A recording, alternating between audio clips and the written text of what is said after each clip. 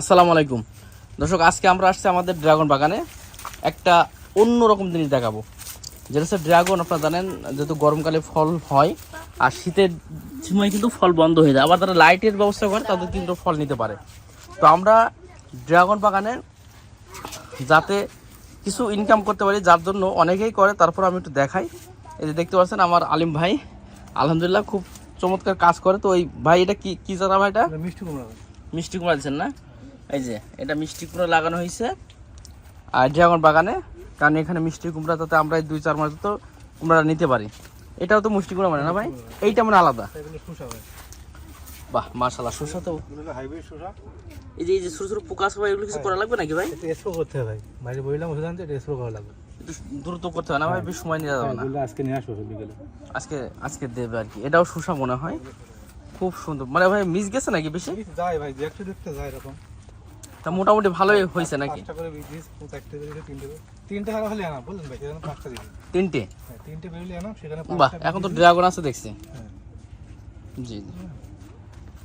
আচ্ছা, আরেকটা জিনিস লাগাইছে সেটা মাঝখানে, কারণ এখানে চুরি হতে পারে অনেক, যার কারণে সেটা কই ভাই ওটা চারাটা দেখাবো।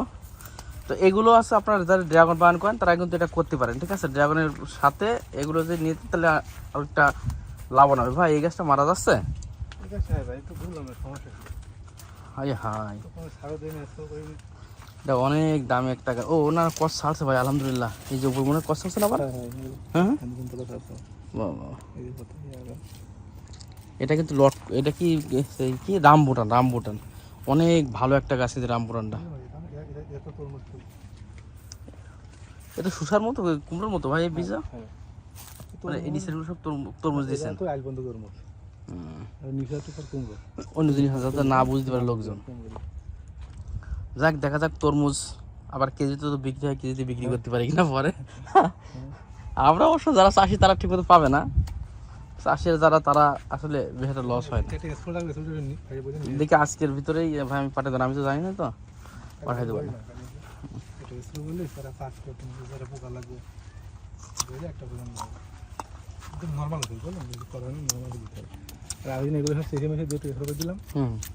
ডুলে দিলেন না ভাই? হ্যান্ড স্প্রে ভালো হয়েছে, ফল এখন আছে, এটা ধরো জাহাক মোটামুটি ভালো আছে। তো এটা হচ্ছে আমাদের ড্রাগন বাগান প্রজেক্ট। আর ড্রাগন বাগানের ভিতরে আপনারা চাইলে কিন্তু এটা লাগাতে পারেন। অনেকে কুমড়ো লাগায়, অনেকে পেঁয়াজ রসুন লাগায়। আমরা গত বছর লাগাইছিলাম পেঁয়াজ রসুন, কিন্তু আসলে দাম পাইনি এবং হচ্ছে পেঁয়াজটা ভালো হয়নি আমাদের। তো একটু চিন্তা করলাম ব্যতিক্রম যে ভাই এখন এই যে ঘাস তো ছোটো ছোটো ভাই, এগুলো স্প্রে করলে ভালো হয় না? এই ঘাস থাকবে, এই ঘাসের মধ্যে এগুলা গাছ যখন হবে না, গাছ ক্লিপ ছাড়ে ঘাসগুলো জড়ায় ধরবে, গাছের গ্রোথ ঠিক থাকবে।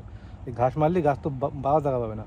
ও তাহলে এই আপনার পাঁচটা শুধু এই গোড়াটুক পরিষ্কার হবে আর বাদ বাকিগুলো যেভাবে থাকবে তাহলে ভালো হবে বেশি।